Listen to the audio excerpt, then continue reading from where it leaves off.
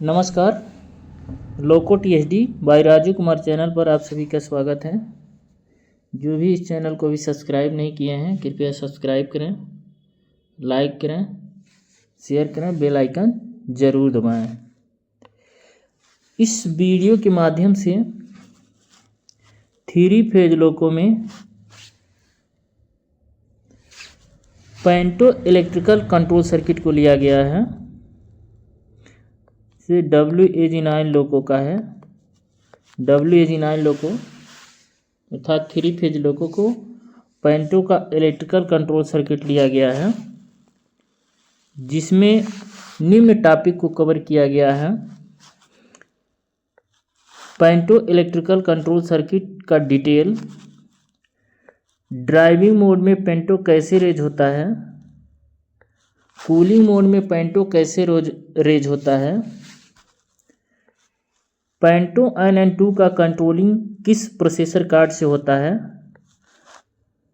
पेंटो 1 और 2 का मॉनिटरिंग के किस प्रेशर स्विच द्वारा किया जाता है, पेंटो का ऑक्सिलरी कंडक्टर कैसे पिकअप होता है, कैसे पता करें कि कंडक्टर पिकअप है कि नहीं, BPMS नॉन वर्किंग में काम करता है कि नहीं, पेंटो सेलेक्टर स्विच PSS5 का क्या रोल है। All question cover panto control circuit. साथ ही साथ पेंटो रेज नहीं होता है, इसका भी हम THD एक एक करके देखते हैं। तो सबसे पहले हम देखते हैं कि थोड़ा सा हम लोग कन्वेंशनल लोको के पेंटो इलेक्ट्रिकल कंट्रोल सर्किट के बारे में जिक्र करते हैं। जो ऊपर दिखाया गया है, ये जो सर्किट दिखाया गया है ये आपका कन्वेंशनल लोको का इलेक्ट्रिकल कंट्रोल सर्किट है। कन्वेंशनल लोको हो या आपका 3 फेज लोको हो या 3 फेज लोको हो, तो पेंटो कंट्रोल सर्किट में हम VEPT एक वाल्व होता है उसको हम कंट्रोलिंग करते हैं।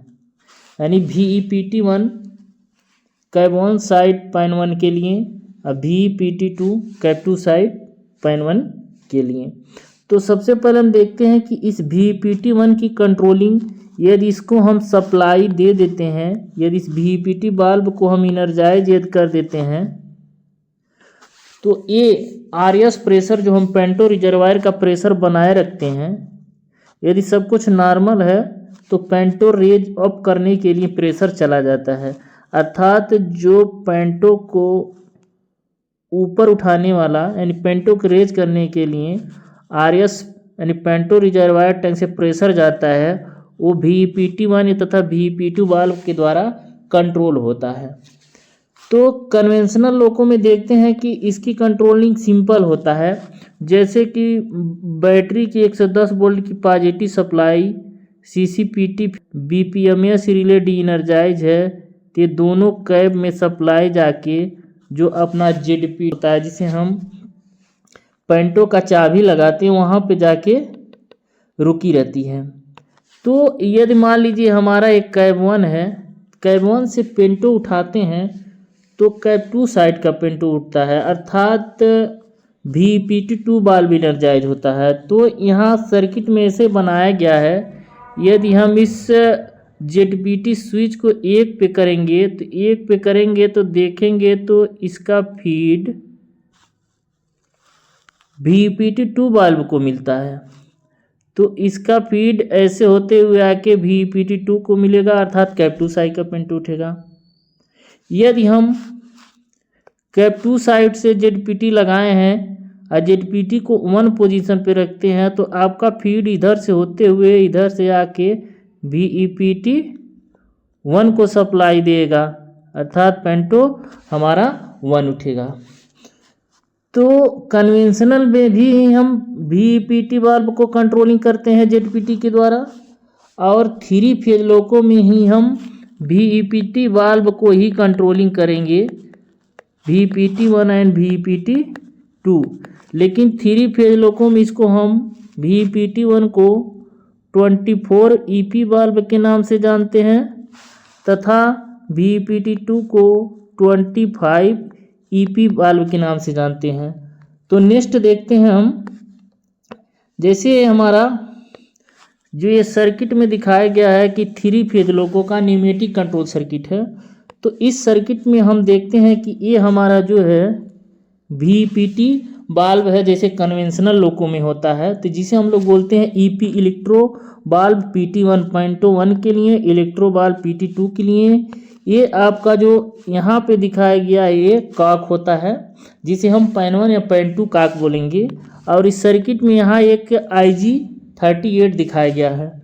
तो इस सर्किट में यदि कंप्रेसर चला तो स्टेनर के थ्रू ये आपका प्रेशर NRB के थ्रू ये आपका प्रेशर DJ को चला जाता है, और IG38 की चाबी नॉर्मल है। यदि VEPT जिसे हम EP बाल्ब 24 इनर्जाइज है तो आपका प्रेशर कॉक से होते हुए पेंटो प्रेशर के थ्रू थ्रॉटल वाल्व से पेंटो को चला जाता है। तो इस सर्किट का दिखाने का हमारा लक्ष्य ये है कि इस सर्किट में जो VEPT बाल्ब लगा है, जो अगला हम पेंटो का कंट्रोल सर्किट पढ़ेंगे तो उसमें सिर्फ कंट्रोलिंग ही VEPT1 और VEPT2 बाल्ब को किया गया है कि यदि हम VEPT बाल्ब को 1 को इनर्जाइज कर दें तो कैब 1 साइड का पेंटो रेज हो जाएगा, यदि VEPT2 बाल्ब को इनर्जाइज कर दें तो कैब 2 साइड का पेंटो रेज हो जाएगा। तो हम अब इस VEPT बाल्ब को सप्लाई कैसे जाती है और ये कैसे इनर्जाइज होता है कूलिंग मोड या ड्राइविंग मोड में, नेक्स्ट हम इसको देखते हैं। ये हमारा G9 मैनुअल से पेंटो का ही कंट्रोल सर्किट लिया गया है। ये पेंटो का कंट्रोल इलेक्ट्रिकल कंट्रोल सर्किट है। इसमें फिगर थोड़ा सा छोटा है, थोड़ा सा जटिल है, तो बाकी फिगर एक इसके नॉर्मल पिक बनाया गया है, तो उससे हम लोग देखते हैं, उससे और आसानी होगी समझने में। तो ये भी सेम वही सर्किट है जो उसे हमने पीछे दिखाया है, बस इसमें थोड़ा सा आसान आपको लगेगा। तो हम लोग करते क्या है कि जब कंट्रोल इलेक्ट्रॉनिक जैसे किसी लोको को इनर्जाइज करना है तो 110 ऑन किए, 112 ऑन किए, BL की को ऑफ से करके D पे किए, सेल्फ टेस्टिंग किया, कैब एक्टिव हुआ, C ऑन हो गया। तो जब C ऑन हो गया तो DDS पर 504 नोड शो करने लगता है। सेल्फ टेस्टिंग के दौरान हमने एक वीडियो बना रखा है कि कैब एक्टिव कैसे होता है और C ऑन कैसे होता है, तो हमने उसका एक वीडियो बनाया गया है। तो इस सर्किट में जब 504 आ गया तो हम लोग क्या करते हैं कि ZPT को ऑन करते हैं। यहाँ जो इस फिगर में ये दिखाया गया है कंटेक्ट, ये ZPT स्विच है। तो ZPT स्विच जिसे हम पेंटो स्विच बोला जाते हैं, तो ZPT स्विच के 3 पोजीशन होता है। आपका हो जाएगा एक अप हो गया और एक ऑफ होता है या 0 मान लेते हैं, और एक डाउन होता है। तो अप करते हैं तो ये जो अप है वो नीचे लिखा रहता है, अप नीचे लिखा रहता है, डाउन ऊपर लिखा रहता है और 0 बीच में। तो पेंटो को हम नीचे दबाते हैं तो पेंटो रेज जाता है, यदि ZPT को हम ऊपर करते हैं तो पेंटो हमारा लोअर हो जाता है। तो इसके जानने से पहले हम देख लेते हैं इस सर्किट में क्या क्या लगे हैं, उसके बाद हम लोग इस सर्किट का जिक्र करते हैं और आसानी हो जाएगी समझने में।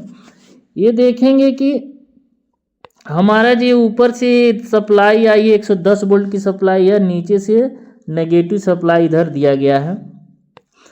अब इस सर्किट में AMCB लगा है 112.1 जो आपका USB 2 पैनल में मिलेगा। एक कंटेक्टर 126 की NY है, इसे अब बताने की ज़रूरत नहीं पड़ेगी, इसे हमने वीडियो बना के डाला रखा है। MCB 127.3/1 नॉर्मल ही रहता है, और एक कंटेक्टर 126.7/1 का ये NY लगा है। ये मेरा जो लगा है ये हमारा क्या है, ZPT स्विच है, और उस स्विच के यहाँ पे कंटेक्ट लगाए गए हैं। और यहाँ भी JDPT स्विच के कंटेक्ट लगाए गए हैं। यहाँ BL जिसमें हम लोग BL चाबी लगाते हैं वहाँ भी एक कंटेक्ट लगाए गए हैं। और इस सर्किट में BPMS स्विच का इंटरलॉक यहाँ लगा है। इस सर्किट में कंटेक्टर 130.1 यहाँ लगा है। और इस सर्किट में VPT वाल्व आपको यहाँ मिलेंगे। और इस सर्किट में प्रेशर स्विच जो पेंटो के हैं 9/1 9/2 यहाँ दिखाया गया है। और इस सर्किट में ये दिखाया गया है न्यूमेटिक कंट्रोल है। और इस सर्किट में यहाँ पर ये जो HPT है जिसे हम PSS बोलते हैं, ऑटो PSS 85 पेंटो का सिलेक्टर स्विच, ये यहाँ इसके इंटरलॉक यहाँ लगे हैं, ये आपको यहाँ मिल जाएंगे, यहाँ मिल जाएंगे। और आपका जो इस सर्किट में इस तरह का ये चीज़ें दिखाई गई हैं, ये आपका डायोड है। ये हमारा क्या है, डायोड है। यहाँ भी आपके डायोड दिखाए गए हैं, यहाँ भी आपके डायोड दिखाए गए हैं। और ये हमारे क्या हैं, जो HBB2 या STB2 है, यहाँ भी HBB2 STB, ये हमारे कंट्रोल इलेक्ट्रॉनिक 2 है जिसे हम लोग प्रोसेसर बोलते हैं। तो हम जो अभी इस सर्किट में जो उपकरण लगे हैं उसका हम पिक दिखाने के बाद आपको इस सर्किट को बताते हैं।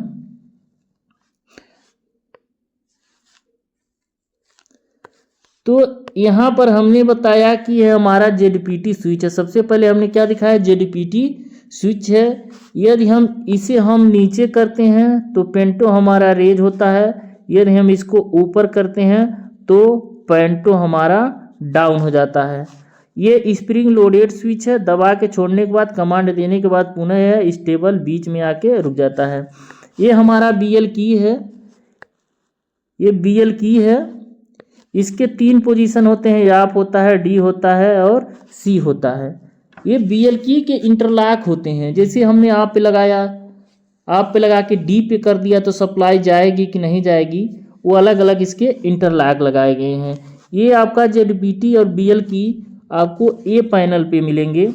साथ ही साथ तो हम इस स्विच के बारे में जिक्र कर लेते हैं जो अभी सर्किट में हमने बताया कि BPMS स्विच लगा है।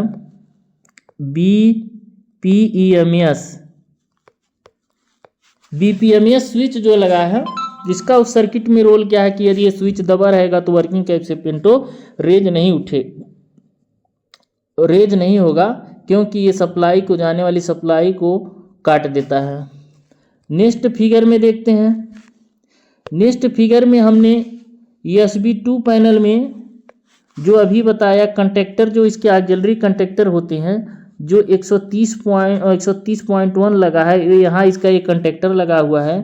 तो जो अभी हमने डायोड के बारे में जिक्र किया है, जो प्रत्येक SB1 या SB2 पैनल में 6 डायोड लगे होते हैं। डायोड का काम है कि रिवर्स करंट न जाने दिया जाए, यानी एक तरफ से यदि वोल्टेज या सप्लाई जा रही है तो उस साइड से वो सप्लाई को आने नहीं दीजिए। मान लीजिए कि इस तरह का ये डायोड बनाया गया है, जैसे डायोड इस तरह का, मान लीजिए एक डायोड ऐसे सप्लाई में दिया है, तो ये होता है कि इधर से सप्लाई, उधर से सप्लाई तो आ रही है, लेकिन इधर से सप्लाई को जाने नहीं देगा। डायोड का काम यही है कि एक तरफ से सप्लाई जाएगी, दूसरी तरफ से सप्लाई को आने नहीं देगा।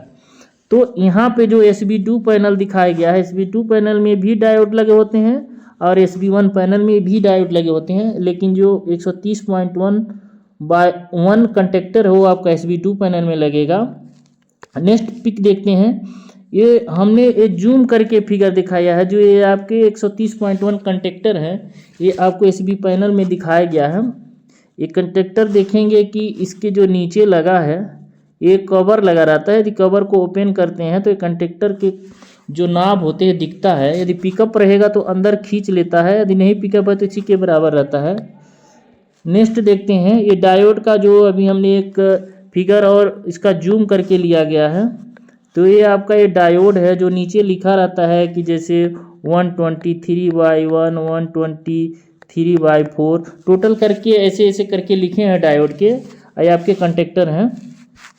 नेक्स्ट फिगर, हमने अभी प्रेशर स्विच की बात किया है कि पेंटो के प्रेशर स्विच आपके 9/1 और 9/2 होते हैं। ये आपका E70 का ब्रेक पैनल लिया गया है। E70 ब्रेक पैनल में दाएं साइड से एक पहला और दूसरा पेंटेक होते हैं। ये 9/1 हो गया, 9/2 हो गया। और इसके जो काक होते हैं पैन 1, ये आपके यहाँ काक एक दिखा है, ये दिख रहा है। तो ये आपके पैन 1 काक हो गए, ये पैन 2 काक हो गए। और जो आपके ईपी बाल्ब अभी हमने बता रहे थे कि जो ईपी बाल्ब होता है जिसके लिए सारा वो सर्किट बनाया गया है, वो ईपी बाल्ब यहाँ पर एक ये है और एक दिखाया गया है। ये आपके ईपी बाल्ब 24 हो जाएंगे। ये आपके ईपी बाल्ब 25 जिसे हम लोग VEPT बोलते हैं, VEPT 1 और VEPT 2 बोलते हैं। और इसी के बगल में आपका IG38 चाबी है। वो यदि E70 ब्रेक है तो इसकी नॉर्मल पोजीशन हॉरिजॉन्टल होता है। यहाँ पे दिखाया गया है IG38 चाबी। यदि E70 है तो नॉर्मल पोजीशन इस तरह से रहता है, हॉरिजॉन्टल। और यहीं पर आपके प्रेशर गेज लगे हैं।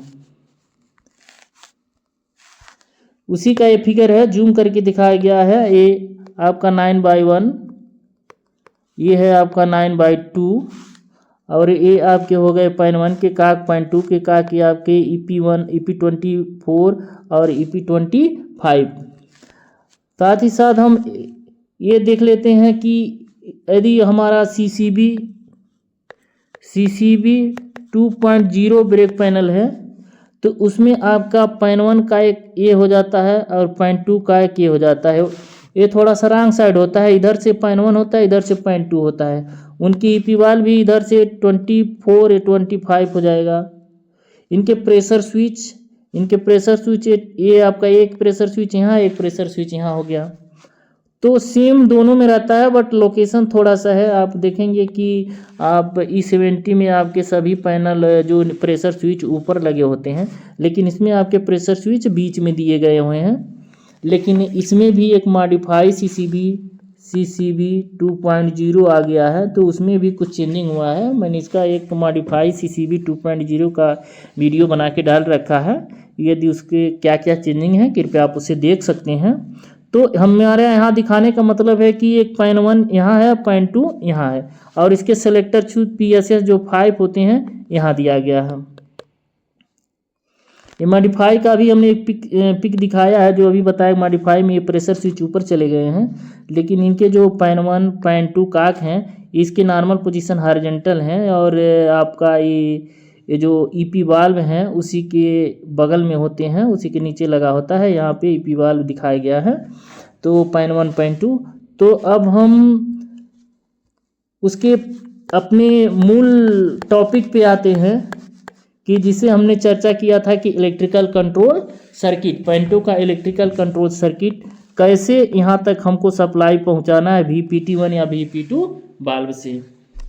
तो यहाँ तक सप्लाई पहुँचाने के लिए देखेंगे कि नीचे से जो दिया गया है ये नेगेटिव सप्लाई तो ऑलरेडी आके यहाँ तक रुकी है। हमने क्या किया है कि पहले बताया कि हमारा जो C ऑन है तो नोड 504 आ जाता है। तो 504 आ जाता है, तो इस 504 पर यदि हम ZPT स्विच को नहीं दबाए हैं, जो ZPT स्विच को नहीं दबाए हैं, तो कहाँ कहाँ तक सप्लाई ऑलरेडी आके रुकेगी। तो ये जो हमारा 110 वोल्ट की सप्लाई है, यदि MCB 112.1 सही है, कंडक्टर 126 पिकअप है, MCB 127.3 बने नॉर्मल है, कंडक्टर 126.71 सही है, तो आके ZPT पर सप्लाई रुकी रहेगी। ये हमारा क्या है, यदि हम कैब 1 से काम किए तो हमारा ये ZPT स्विच है, यहाँ आके हमारी क्या हुई, सप्लाई आके रुकी। हमने ZPT को नहीं दबाया है, बैटरी ऑन है, C ऑन है। तो दूसरा देखते हैं पुनः कि 126 के बाद यहाँ से भी ये सप्लाई गई आपकी, और यदि कैब 2 से काम करेंगे तो ये भी ये आके कैब 2 के आपके ZPT स्विच पर सप्लाई आके रुकी है। और ये सप्लाई और आगे गई, 110 वोल्ट की सप्लाई आगे गई। यदि MCB 127.12 सही है और BPMS स्विच वर्किंग कैप का नॉर्मल है तो सप्लाई आगे आई, और सप्लाई एक नॉन वर्किंग कैप का बीपीएमएस से लेना देना नहीं, इधर से भी सप्लाई आगे आई और इधर से सप्लाई होते हुए इस रास्ते से सप्लाई आके आपके प्रोसेसर HBB2 ISTB2 पे रुकी है, इधर कंटेक्टर 130.1 पे आके रुकी है। अभी हमने JDPT को ऑन नहीं किया, लेकिन यहाँ तक हमारी सप्लाई पहुँच गई है। थोड़ा सा हम इसका जिक्र करते हैं। इधर से जो सप्लाई आई बीपीएमएस के रास्ते, तो इधर भी इसके इंटरलॉक लगाए हैं। तो इसके इंटरलॉक देखेंगे कि BL की के इंटरलॉक लगा है, तो लिखा है BL1। यदि आप पे है तो क्लोज है। तो यदि आप मान लीजिए कैब 1 से वर्किंग कर रहे हैं तो BL1 ऑफ पे क्लोज रहेगा, लेकिन C और D पे किए हैं तो ओपन रहेगा। तो हम लोग कैब 1 से काम कर रहे हैं तो BL की को C और D पर रखेंगे, तो D पर रखे हैं तो इधर से सप्लाई तो आएगी नहीं, लेकिन इधर से सप्लाई इधर से भी दोनों रास्ते से आएगी। बीपीएमएस ये नॉन वर्किंग कैप का दबा नहीं है तो ये भी नॉर्मल है। इधर देखेंगे कि BL2 का इंटरलॉक दिया है कि ऑफ पे क्लोज रहेगा, तो नॉन वर्किंग का तो क्लोज ही है। तो इधर से भी तो सप्लाई यहाँ आके मिल रही है, अर्थात यहाँ पर दोनों तरफ से सप्लाई आएगी, क्योंकि ये BL2 का ऑफ पे क्लोज दिया है तो ऑफ पे क्लोज रहेगा। तो इसीलिए नॉन वर्किंग कैप का बीपीएमएस स्विच यदि दबा दिया कोई या दबा के रखा हुआ है तो उसका लोको पर कोई इफेक्ट नहीं पड़ेगा। जब हम उस कैब को एक्टिव करेंगे तभी इफेक्ट पड़ेगा, क्योंकि देखेंगे कि इधर से हमने मान दिया कि सप्लाई को ओपन कर दिया, लेकिन BL की का ऑफ पे इंटरलॉक दिया है, तो इधर से इसको फीड मिलता रहेगा और नीचे सप्लाई आएगी और यहाँ से सप्लाई होते हुए इधर जाएगी। अब आ गया बारी कि हम अब क्या करते हैं कि JDPT को ऑन कमांड देते हैं। JDPT को ऑन कमांड देने का मतलब है कि ये जो JDPT के इंटरलॉक है ये लिखा है JDPT क्लोज ऑन अप। जैसे ही JDPT को नीचे दबाएंगे तो हमारा फीड नीचे यानी 110 वोल्ट का फीड जो है नीचे आएगा और ये डायोड के थ्रू। अब देख लेते हैं यहाँ पर क्या दिया है, इंटरलॉक लगा है, इधर से सप्लाई आएगी कि इधर से आएगी। यानी सप्लाई तो आके यहाँ तक रुक गई, तो अब इधर किस रास्ते से आई, तो इंटरलॉक यहाँ दिया है कि JDPT 0 और अप पर क्लोज रहेगा। तो 0 या अप हमने अप किया है तो सप्लाई तो नीचे आ गई। इधर देख लीजिए इस साइड से क्या है, ये BL की का इंटरलॉक है, ये लिखा है आप पे क्लोज C और D पे ओपन। तो BL की वर्किंग कैब 1 है तो आप पे तो क्लोज होगा ना, C और D पे तो ओपन दिखा है, तो यानी इधर से सप्लाई यहाँ से सप्लाई नहीं आएगी। अब देखते हैं नीचे JDPT 2 का यहाँ दिया इंटरलॉक, लिखा है 0 और अप पर क्लोज और डाउन पे ओपन।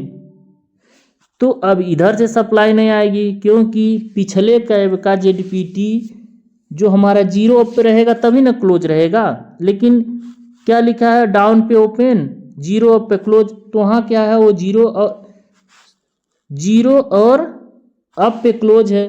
तो पिछले कैब का JDPT का जो स्विच है वो कहाँ रहेगा, 0 पर ही रहता है। तो 0 पर रहेगा तब भी इस रास्ते से आ गई सप्लाई,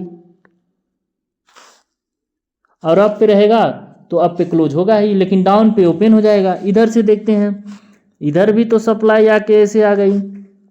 ये BL2 का लिखा आप पे क्लोज C और D पे ओपन, तो पिछले कैब का BL2 कहाँ ही रहता है आप पे, तो इधर से भी तो सप्लाई आ रही है। यानी इसका फीड यहाँ से दोनों तरफ से आया और दोनों तरफ से आके दोनों तरफ से सप्लाई आके HBB2 प्रोसेसर से होते हुए STB2 प्रोसेसर से होते हुए आपके जो एक कंटेक्टर 130.1 जो SB2 पैनल में लगे होते हैं पिकअप हो गया। अर्थात जब 131 पिकअप हो गया, ये रिले कंडक्टर मतलब इसके कॉइल को जैसे ही सप्लाई मिलेगी ये पिकअप हुआ। ये हमारे क्या हैं इसके बारे में थोड़ा सा जिक्र कर लेते हैं। जो लिखा है HBB2, ये SBB2 या STB2 ये प्रोसेसर हैं जिसे हम रीड रिले बोलते हैं। इसको हम क्या बोलते हैं? रीड रिले, रीड रिले बोल सकते हैं। रीड रिले है, ये नॉर्मली क्लोज रहता है। ये ओपन कब होता है?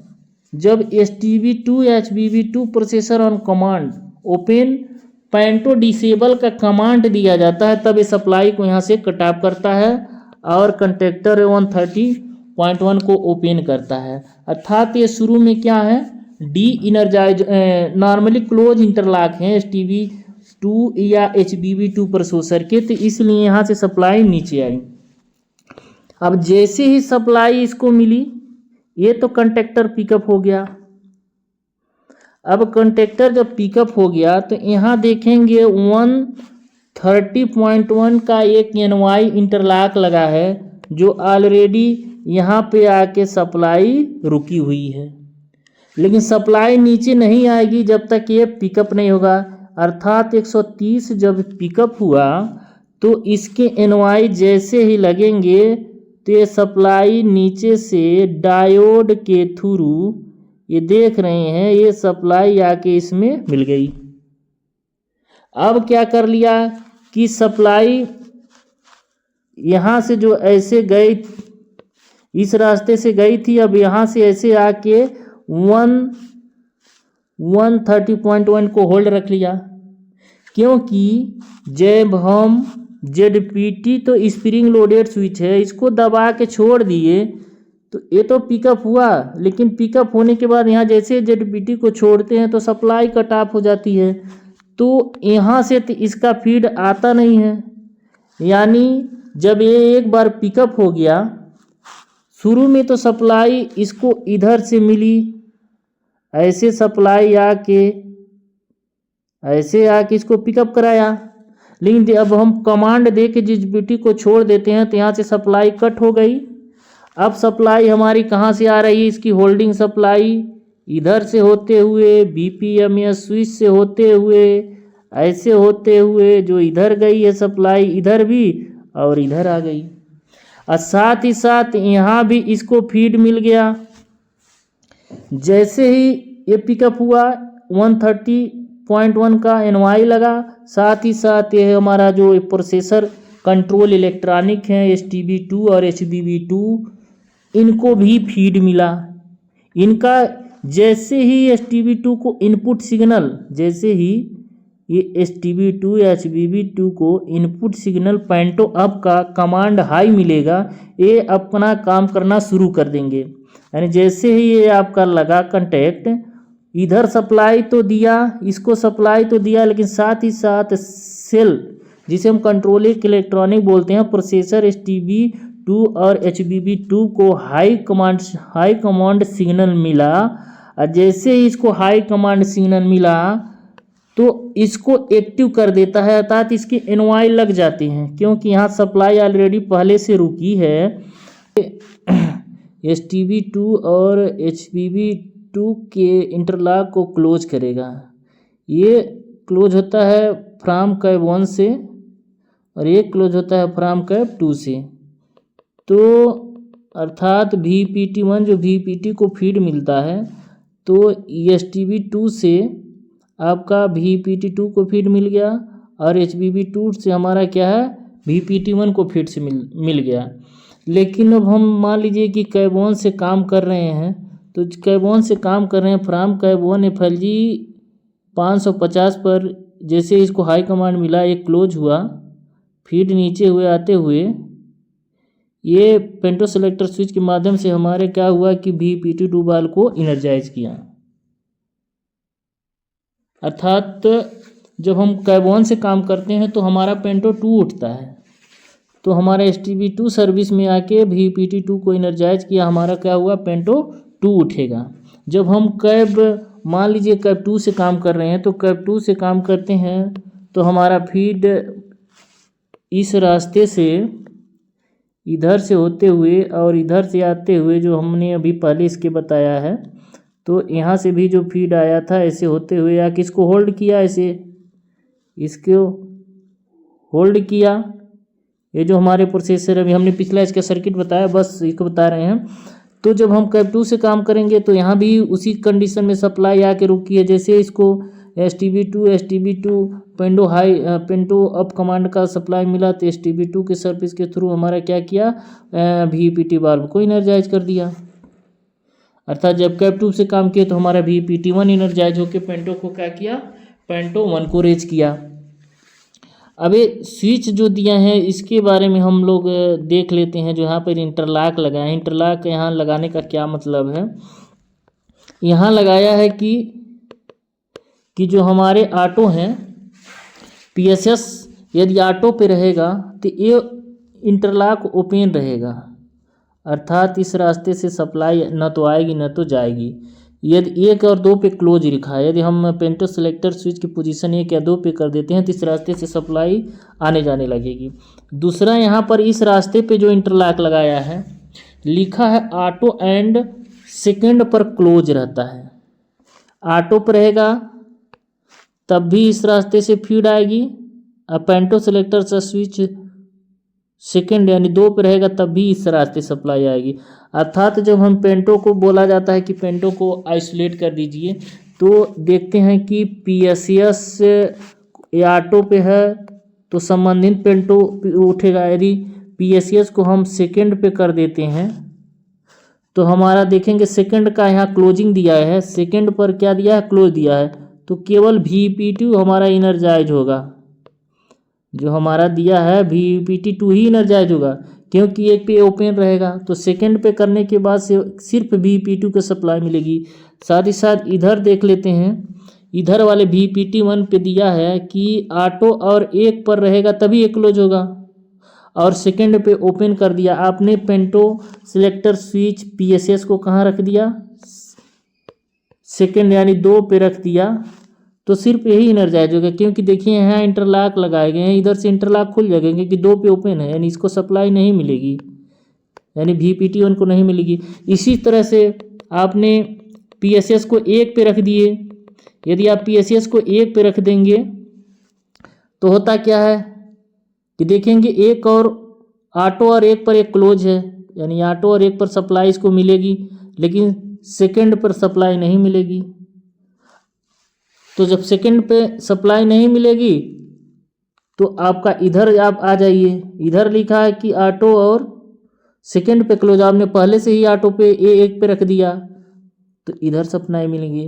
अर्थात ये पेंटो को जब आइसोलेट करते हैं तो एक दूसरे से कैसे संबंधित होकर केवल VPT1 या VPT को सप्लाई मिलेगी, और इसका भी उसी के रोल में ही दिया गया है कि 1 और सेकंड पर क्लोज रहेगा, ऑटो पर ओपन रहेगा। तो साथ ही साथ इसके बाद इस जो साइड में लगा है इस प्रेशर स्विच के बारे में देख लेते हैं। जो हमारा कि पैन 1 अभी हमने बताया, जो 9x1 9x2 जो प्रेशर स्विच लगे हैं हमने उसका जिक्र किया है, आपको फिगर में भी दिखाए हैं, और हमने VPT जो अभी इसको भी बताया कि ये कहाँ लगा हुआ है। ये हमारा जो होता है कि 24 नंबर होता है, ये 25 नंबर हुआ, हमने पिक में दिखाया है शुरू में ही। और इस प्रेशर स्विच को हमने भी 9x1 9x2 को दिखाया है। इस प्रेशर स्विच की सेटिंग होती है 5.5 4.5। 5.5 पर ये पिकअप हो जाता है और 4.5 पे ड्रॉप आउट हो जाता है।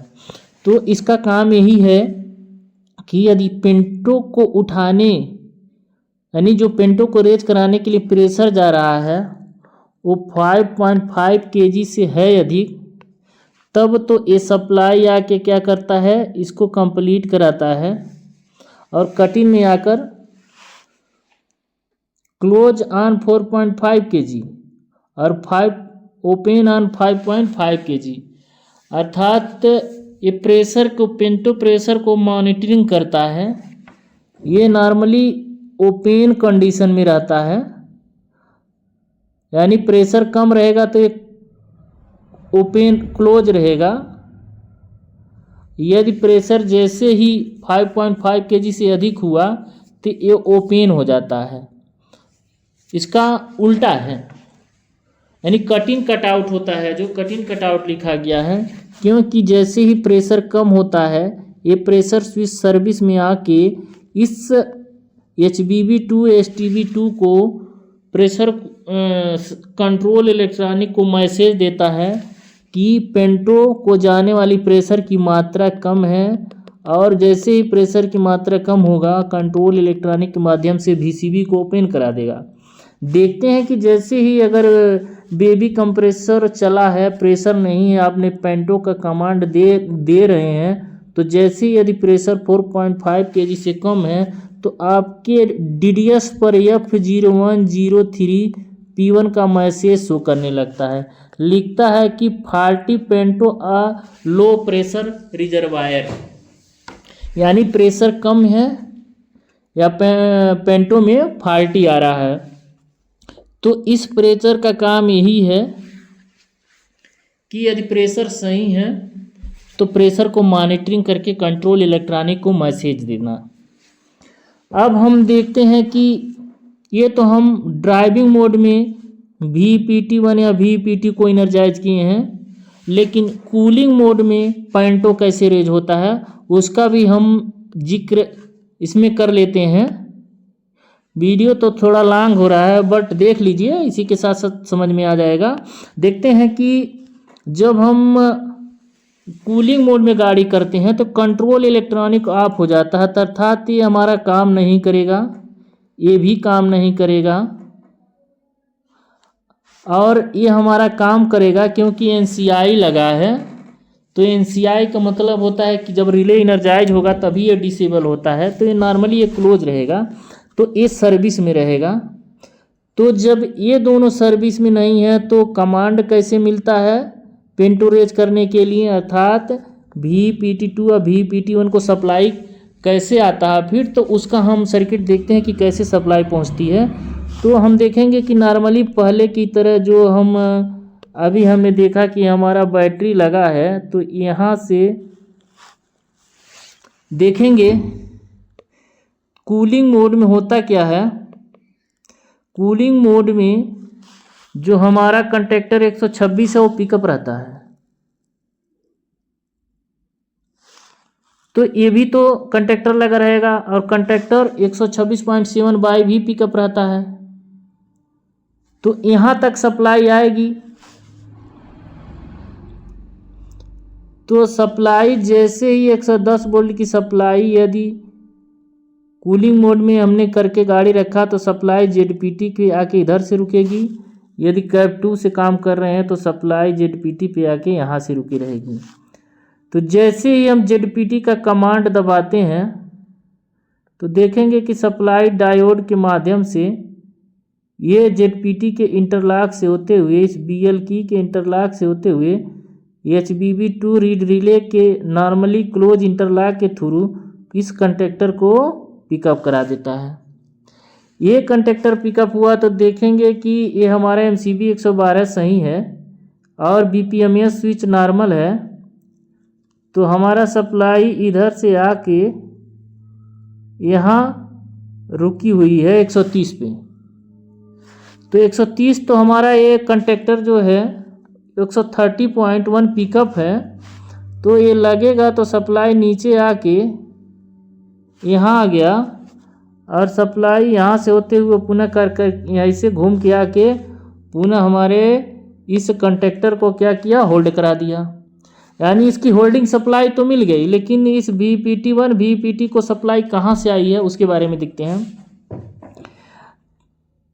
ये तो हमारा डीएक्टिव हो चुका है, इस रास्ते तो सप्लाई नहीं आएगी। तो देखेंगे इसको हम डिलीट करते हैं, इस सर्किट को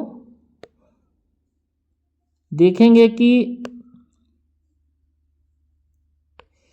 ये जो सर्किट में बनाया गया है यहाँ पे, यदि हम यहाँ तक सप्लाई तो यहाँ तक आई थी, लेकिन इसकी फीड जो लिया गया है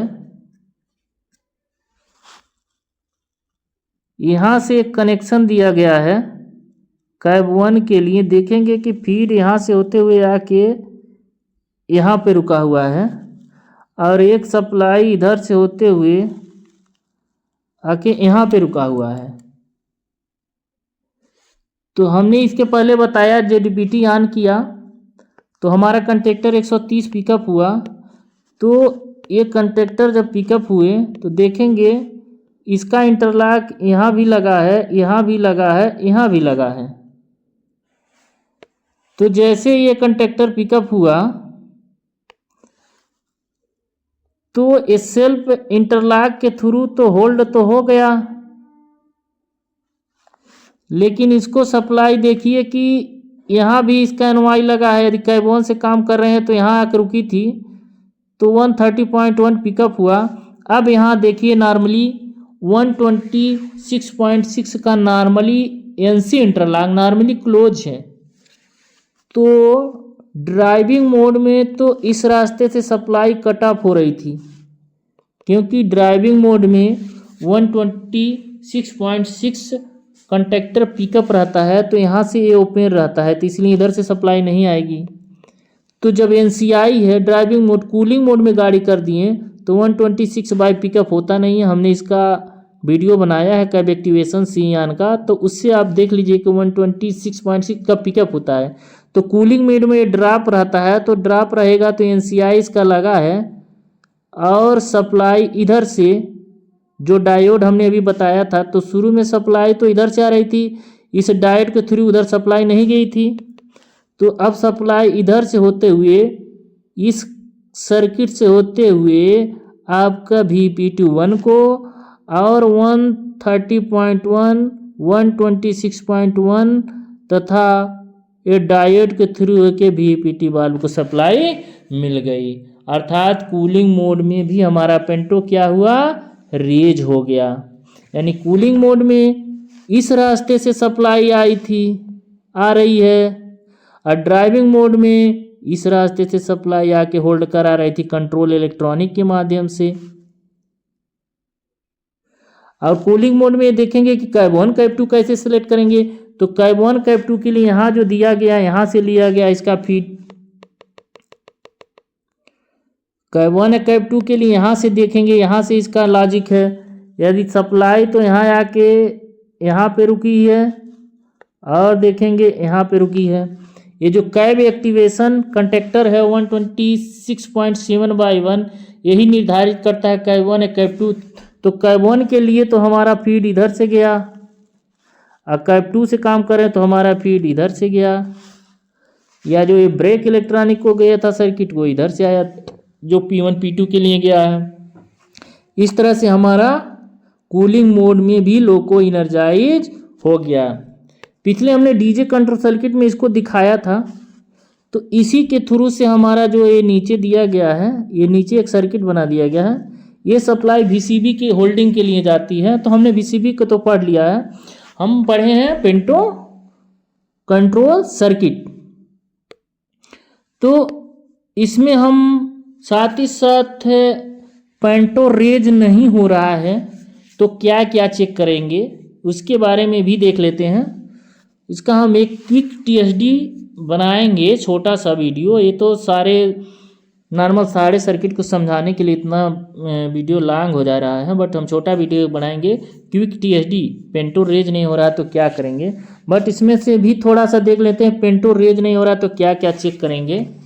तो पेंटो यदि रेज नहीं हो रहा है तो सबसे पहले हम नॉर्मली बैटरी का BA वोल्टेज चेक करते हैं। BA वोल्टेज नॉर्मल होना चाहिए, तो हम क्या चेक करते हैं, BA वोल्टेज चेक कर लेंगे। यदि बैटरी वोल्टेज सही है तो RS प्रेशर चेक करते हैं, IG38 की चाबी चेक करते हैं, BPMS स्विच दबा नहीं होना चाहिए, पैन 1 पैन 2 के जो काक हमने अभी दिखाया, पैन 1 पैन 2 के काक भी ओपन होने चाहिए। न्यूमेटिक पैनल पर प्रेशर स्विच को भी टैप करते हैं, तथा पेंटो या VCB की MCB 127.12 SB1 में भी चेक करते हैं। थ्रॉटल वाल्व से लीकेज भी चेक करते हैं और पेंटो सेलेक्टर स्विच की पोजीशन भी चेक करके देखते हैं और VPT1 VPT2 वाल्व के कनेक्शन जो 24 या 25 हैं उनको भी चेक करते हैं तथा कंडक्टर यदि नोड 504 दिखा रहा है, आपका नोड 504 दिखा रहा है और ZBT कमांड दे रहे हैं, पेंटो नहीं रेज हो रहा है, इस कंडक्टर को भी देखेंगे कि पिकअप है कि नहीं। 130.1 जो SV2 में लगा रहता है पिकअप है कि नहीं। यदि पिकअप नहीं है तो सेट या कंट्रोल आपको निर्देशित करता है कि आप पेंटो कंडक्टर को एक बार मैनुअली दबा के चेक करें, तो उसके आदेशानुसार इस कंडक्टर को आप मैनुअली प्रेस करके भी चेक कर सकते हैं। इसके बाद भी नहीं सही होता है तो C ऑन आप भी करके चेक करते हैं। धन्यवाद साथियों। यदि वीडियो अच्छा लगे तो लाइक करें, शेयर करें। मिलते हैं अगले वीडियो में नए टॉपिक के साथ।